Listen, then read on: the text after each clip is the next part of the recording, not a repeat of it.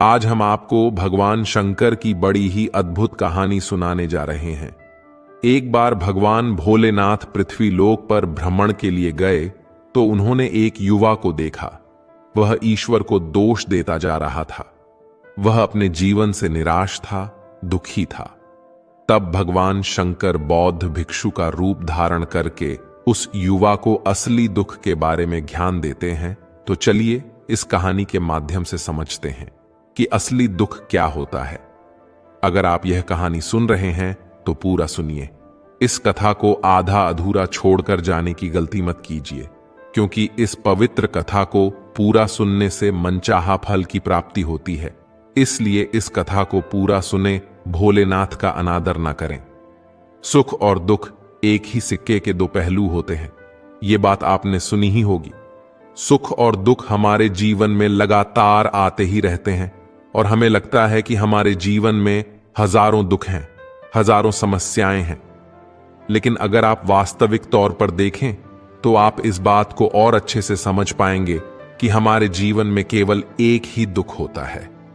हमारे जीवन में असली दुख क्या है, वो हम इस कहानी के माध्यम से जानेंगे, और उस दुख का निवारण और समाधान क्या है वो भी हम इस कहानी से समझेंगे। आप इस कहानी के अंत तक जरूर बने रहिए। एक समय की बात है। एक गांव में एक व्यक्ति रहता था। उसका नाम सोनू था। वह बड़ा आलसी था और अपने जीवन से बहुत निराश था। उसका कारण यह था कि उसने अब तक अपने जीवन में कुछ भी हासिल नहीं किया था। वह कुछ काम भी नहीं करता था। उसके घर वाले भी इस बात से बहुत परेशान रहते थे। वे चाहते थे कि वो बाहर जाकर कुछ अच्छा काम करे, कोई अच्छी नौकरी कर ले, लेकिन वह किसी की एक नहीं सुनता था। उसके घर वाले दूसरों का उदाहरण देकर उसे ताने मारते थे, उसे तरह तरह की बातें कहते थे, लेकिन उसे कोई फर्क नहीं पड़ता था।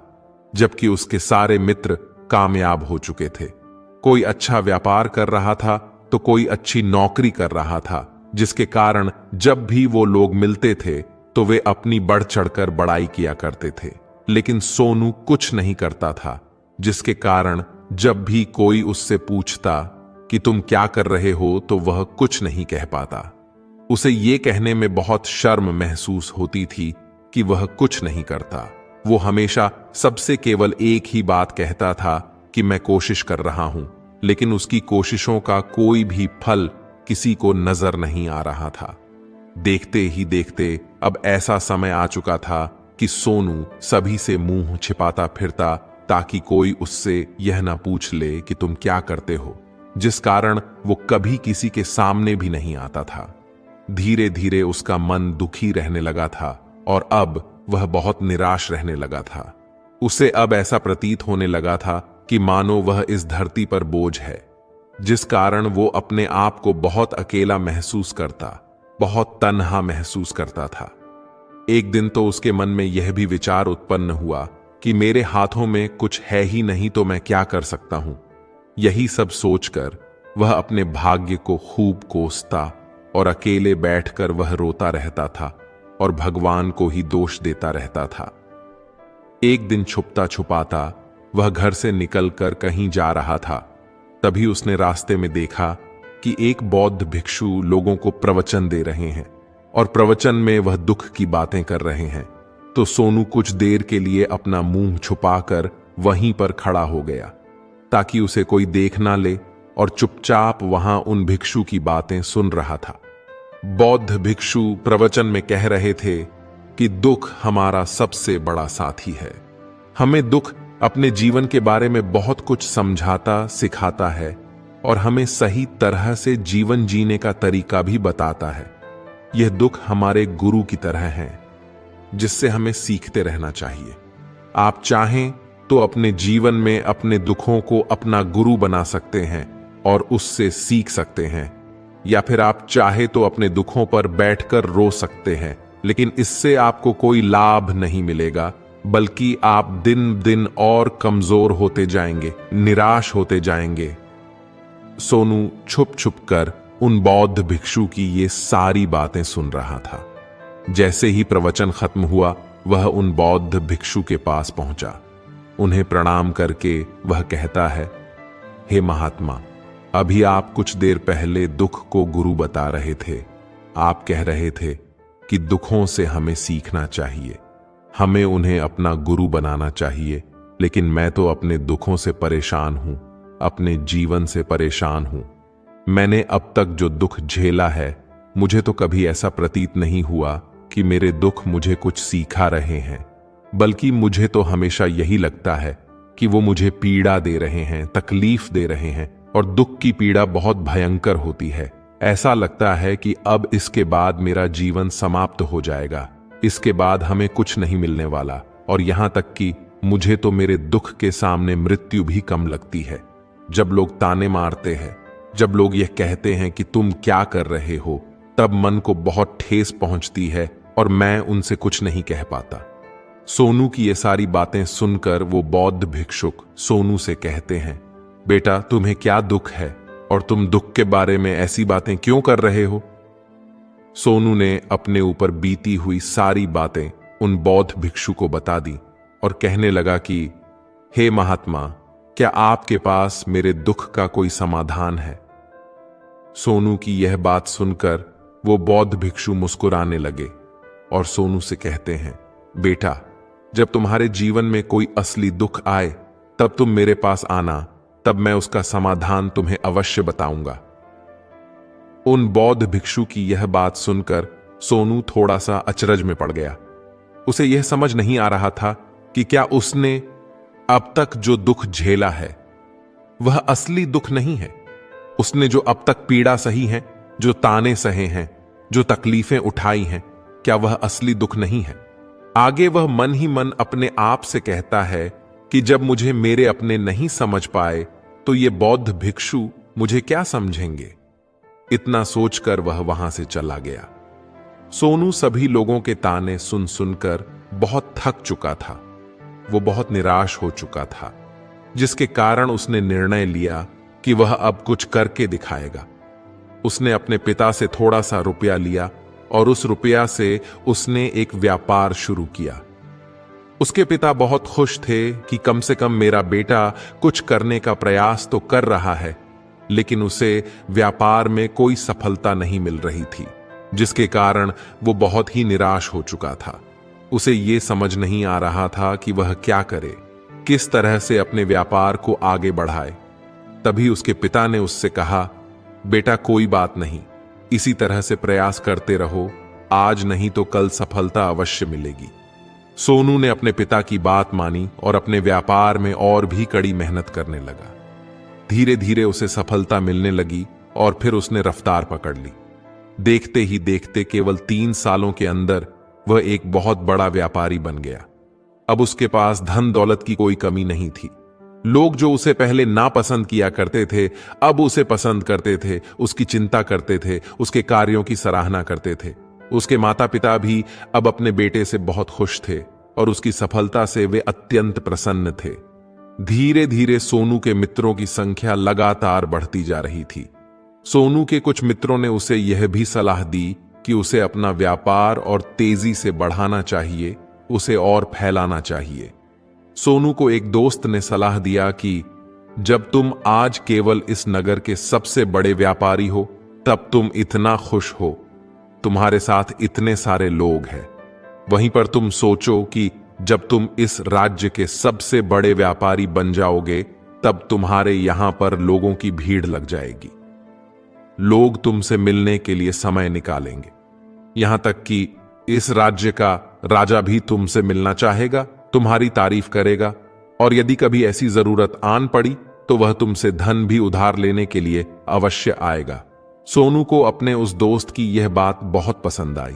सोनू ने सोचा कि मेरे मित्र सही कह रहे हैं, मुझे अपने व्यापार को और बड़ा करना चाहिए और फैलाना चाहिए, तभी तो हर कोई मेरे बारे में जान सकेगा, हर कोई मुझे पहचानेगा।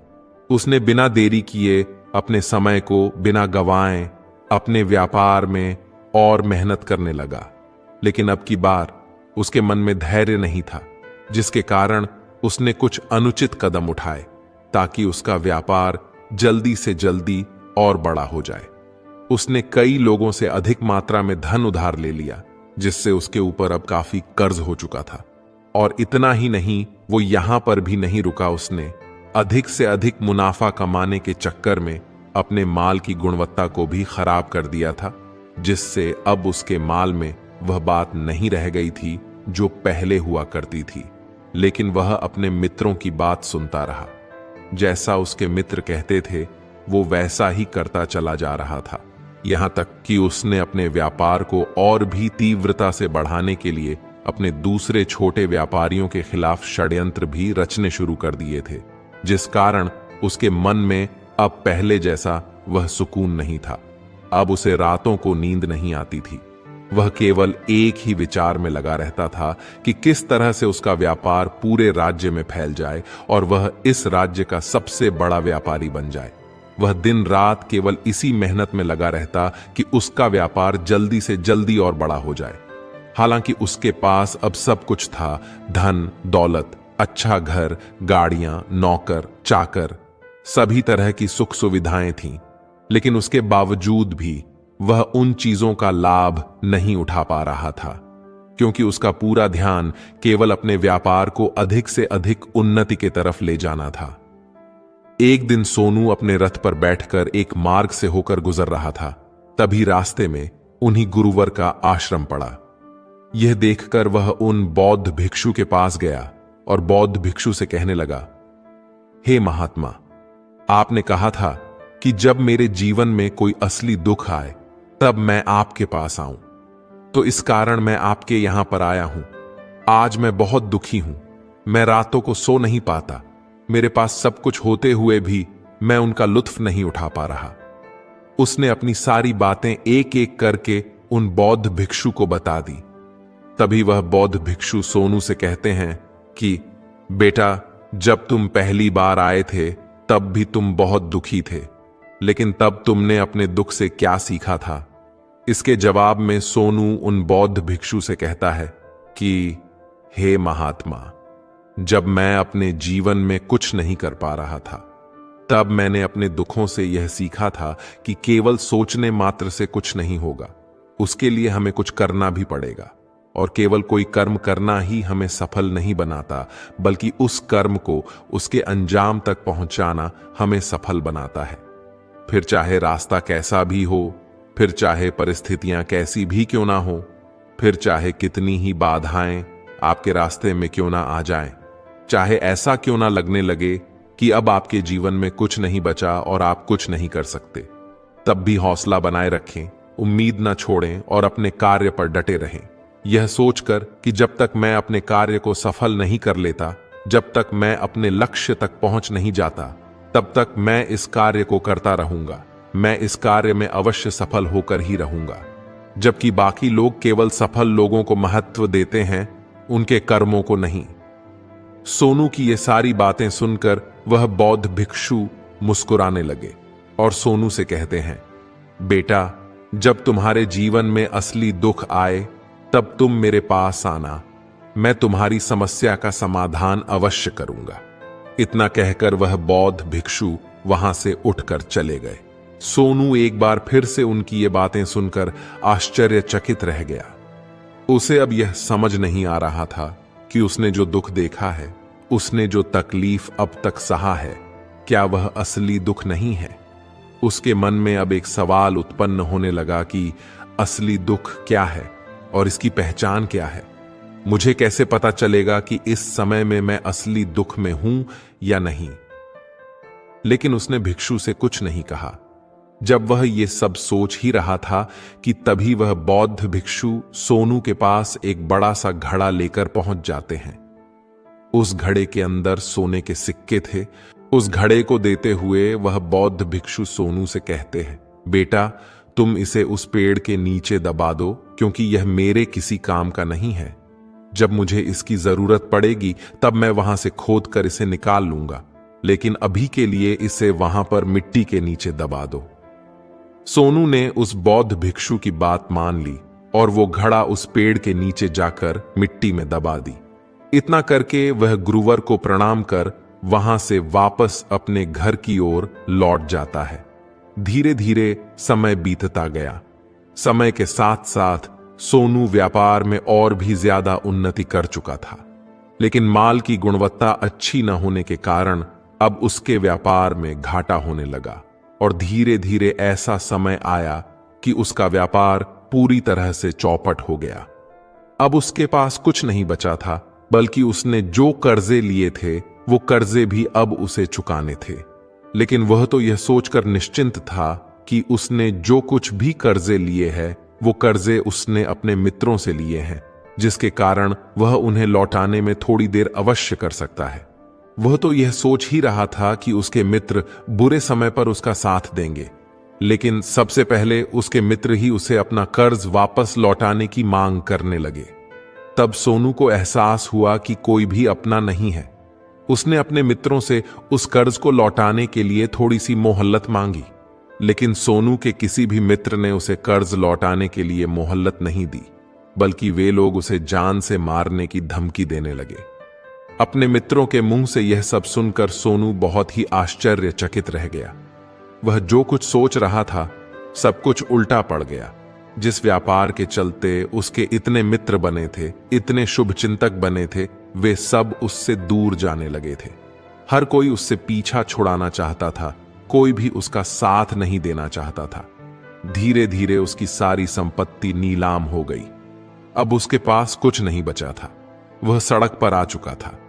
उसने हार मानकर अपने माता पिता से कहा, पिताजी मेरी मदद कीजिए, मेरे ऊपर बहुत कर्ज है, मुझे उसे लौटाना है, कृपा करके मुझे थोड़ा सा धन दे दीजिए।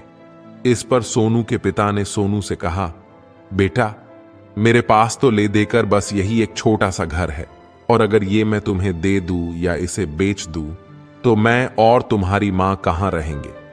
हमें भी दर दर की ठोकरें खानी पड़ेंगी, हमें भी सड़कों पर भीख मांगनी पड़ेगी।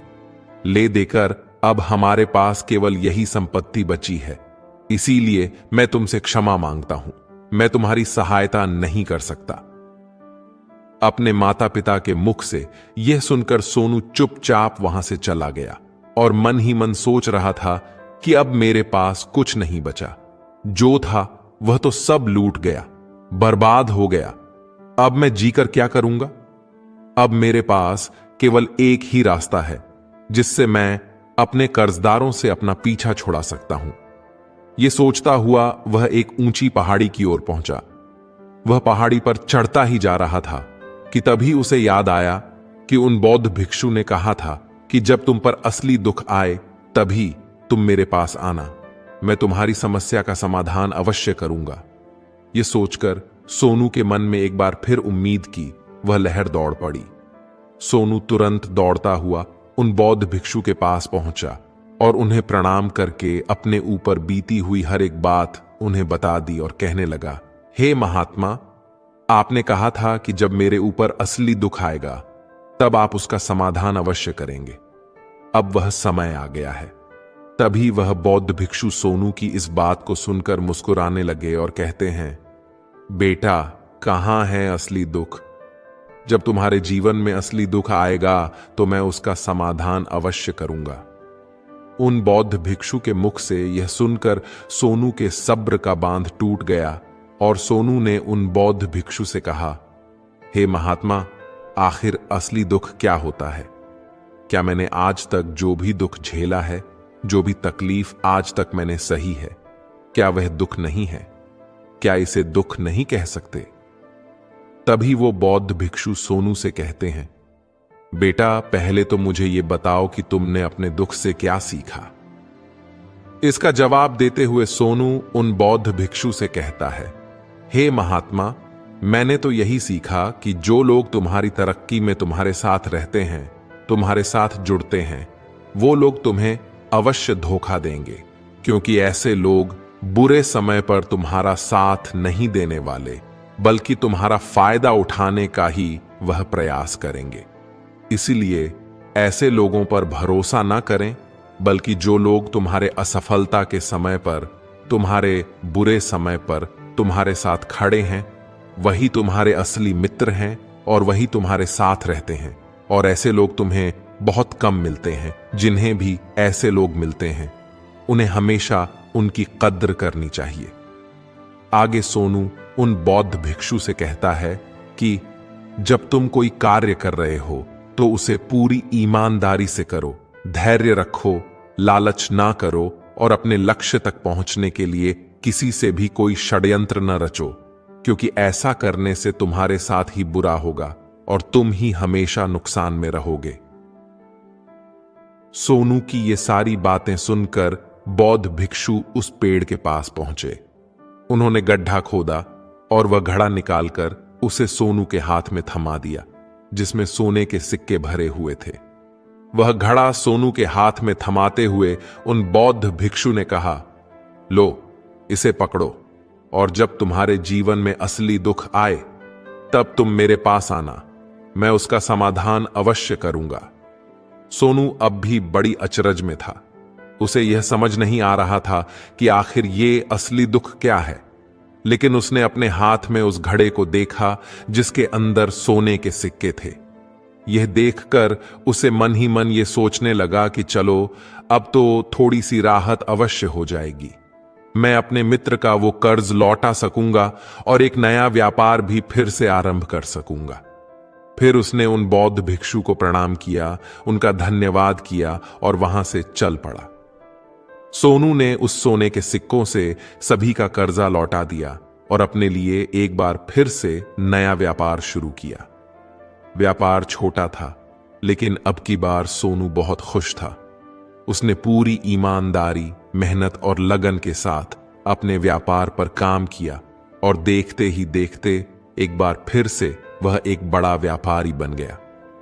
लेकिन अब की बार सोनू बहुत खुश था, क्योंकि इस बार उसने कोई लालच नहीं की, ना ही किसी के लिए षड्यंत्र रचा, बल्कि उसने पूरी ईमानदारी और मेहनत के साथ अपने व्यापार पर काम किया। लेकिन दोस्तों, जैसे जैसे आप धनी होते जाते हैं, जैसे जैसे आप अमीर बनते जाते हैं, आपके मन में एक और डर उत्पन्न होने लगता है कि कहीं आप अपनी दौलत को ना खो दें, जिस कारण आप दान करना, पुण्य करना शुरू कर देते हैं, लोगों की मदद करते हैं ताकि आपके जीवन में कभी कोई दुख ना आए। लेकिन यह जीवन सुख और दुख का संगम है, जिस कारण हर किसी को सुख और दुख से होकर गुजरना ही पड़ता है। इसी वजह से एक बार फिर से सोनू के जीवन में एक और दुख उत्पन्न हुआ। अब की बार उसके माता और पिता दोनों की मृत्यु हो गई। सोनू अपने माता पिता से बहुत प्रेम करता था, जिसके कारण उसके मन को बहुत गहरा आघात पहुंचा। जब आखिरी बार वह उन्हें देख रहा था तो उसके मन में हजारों सवाल उत्पन्न होने लगे। वह अपने घर लौटा और घर लौटकर उसने देखा कि जिस संपत्ति के लिए वह हमेशा चिंतित रहते थे, आज उसकी देखभाल के लिए कोई नहीं था। उसके माता पिता ने जो भी मेहनत की, जो भी अपने जीवन में इकट्ठा किया, वह सब यही रह गया।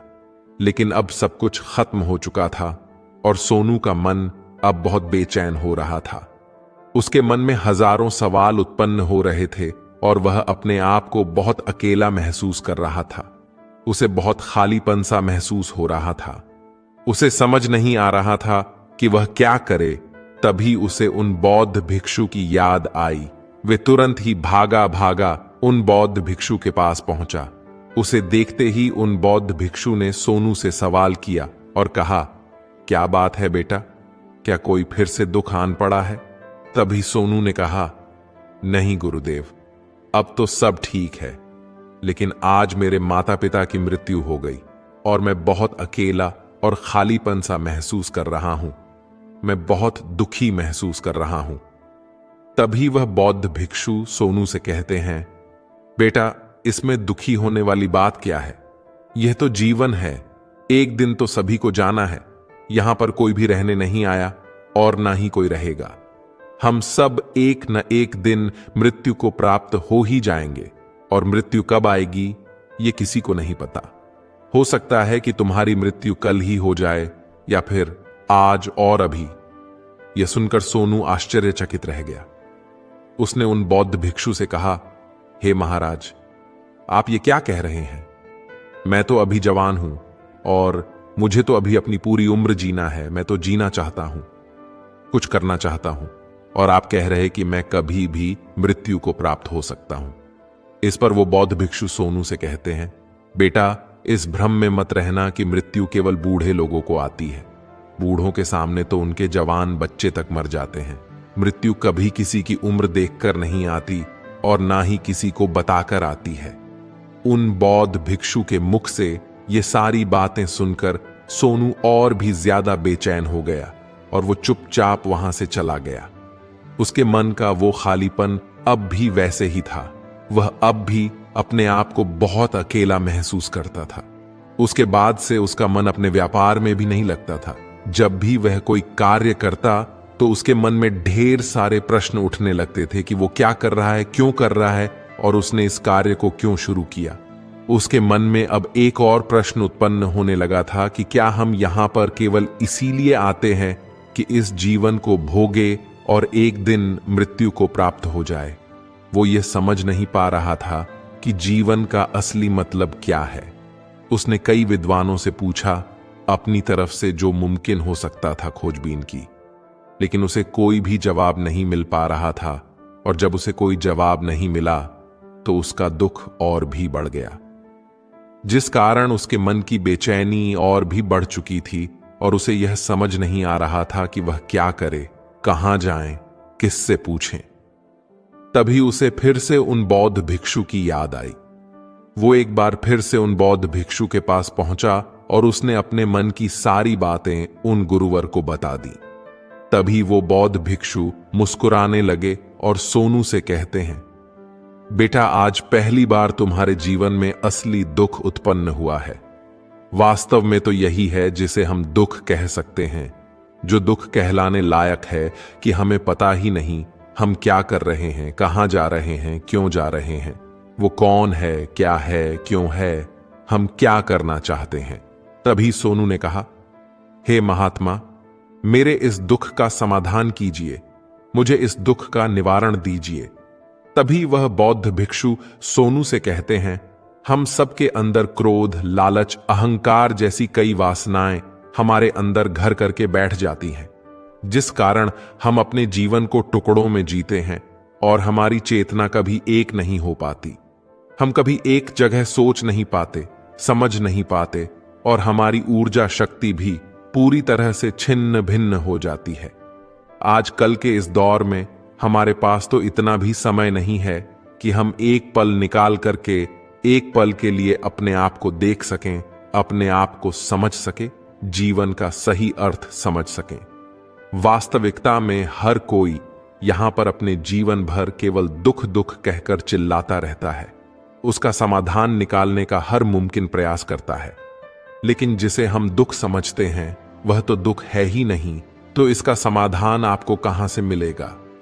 ये तो परिस्थितियां हैं जिसके कारण हम अपने आप को दुखी समझते हैं, हम अपने आप को तकलीफ में समझते हैं।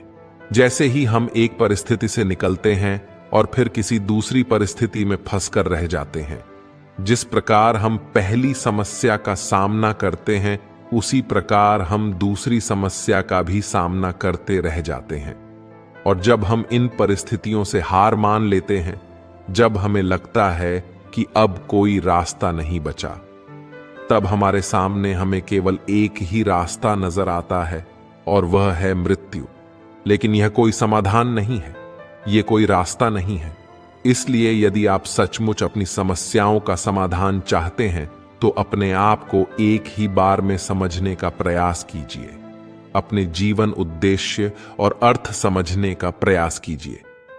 तभी सोनू उन बौद्ध भिक्षु से कहता है, हे महाराज, तो क्या हमें इस जीवन को नहीं जीना चाहिए? क्या हमें अपनी इच्छाओं को नहीं पूरा करना चाहिए? तभी वह बौद्ध भिक्षु सोनू के इस सवाल का जवाब देते हुए कहते हैं कि हमें किसी से भी अत्यधिक लगाव नहीं रखना चाहिए, हमें अपनी इच्छाओं को वश में रखना चाहिए। हमें संपत्ति बहुत अधिक इकट्ठा नहीं करनी चाहिए, क्योंकि हम मनुष्य की इच्छाएं, कामनाएं, वासनाएं ऐसी होती है जैसे मानो कि एक पर्वत से गिरता हुआ झरना, जिस पर किसी का कोई नियंत्रण नहीं है सिवाय देखते रहने के और परेशान होने के। लेकिन जब तुम अपने जीवन का अर्थ समझने लगते हो, तब तुम अपने आप को पहचान जाते हो, समझ जाते हो, तब तुम अपने इस जीवन पर नियंत्रण पा सकते हो। तब तुम्हारी सभी इच्छाएं, कामनाएं, वासनाएं भी तुम्हारे वश में हो जाती हैं और फिर तुम चाहो तो उनको नियंत्रित भी अवश्य कर सकते हो। गुरुदेव की ये सारी बातें सुनकर सोनू ने गुरुदेव से कहा, हे महाराज, आपका बहुत बहुत धन्यवाद। आपने मेरी सबसे बड़ी समस्या का समाधान आज कर दिया है। मैं आज से अपने जीवन को एक नए ऊर्जा के साथ आरंभ करूंगा और अपने जीवन के ऊर्जा शक्ति को सही कार्य में लगाऊंगा। दोस्तों, मानव शरीर में बहुत ऊर्जा है, बहुत शक्ति है, पर वह बेकार के कामों में लग जाती है, जिसके कारण हमारा जीवन भी बेकार की चीजों में लगा रहता और हम कभी भी इस पर अपना ध्यान नहीं देते। हम कभी भी अपनी ऊर्जा को केंद्रित नहीं करते। अपने जीवन का वास्तव में क्या अर्थ है, यह हम समझने का प्रयास नहीं करते। हम अपने जीवन में हमेशा अपने आप से, भगवान से सवाल करते रहते हैं कि हमारे जीवन में इतना दुख क्यों है। हम सभी के मन में यह सवाल तो अवश्य ही उठता है और इसका जवाब यह है कि ईश्वर यह चाहता है कि हम अपने जीवन के अंतिम दुख तक पहुंच सकें, उस गहराई तक पहुंच सकें जहां पर हमें यह पता चल सके कि हमने अभी तक अपने आप को नहीं समझा, अपने आप को नहीं पहचाना, अपने जीवन को समझा नहीं। मानव शरीर के अंदर जो ऊर्जा है, जो शक्ति है, उसके बारे में हम अभी तक नहीं जानते। हम अपने आप को चाहे तो एकत्रित कर सकते हैं, अपने आप पर नियंत्रण पा सकते हैं, लेकिन हम अपनी इस ऊर्जा का व्यर्थ उपयोग करते रहते हैं, व्यर्थ की चीजों में लगा देते हैं, जिस कारण हम अपने आप को कभी नहीं पहचान पाते और ना ही कभी अपने आप पर नियंत्रण पा सकते हैं। लेकिन यदि आप अपने आप को जानना चाहते हैं, अपने आप को पहचानना चाहते हैं, तो पहले आपको खुद को एकत्रित करना होगा, अर्थात ध्यान लगाना होगा। ध्यान लगाने से ही आप अपने दुखों की समस्याओं का समाधान निकाल सकते हैं और तभी आप अपने आप को पहचान सकते हैं, जान सकते हैं और अपने जीवन के हर दुखों का समाधान भी कर सकते हैं। उम्मीद है आप सभी को यह वीडियो अच्छी लगी होगी। साथ ही वीडियो को शेयर कीजिए ताकि औरों को भी यह अमूल्य ज्ञान प्राप्त हो सके। हम आपके बेहतर भविष्य की कामना करते हैं। धन्यवाद।